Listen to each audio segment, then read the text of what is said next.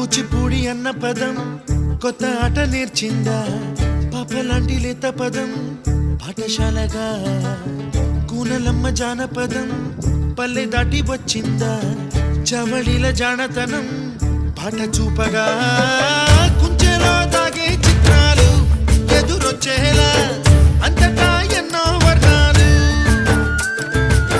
మంచులో దాగే చైత్రాలు బదులిచ్చేలా ఇంతలా ఏవో రాగాలు.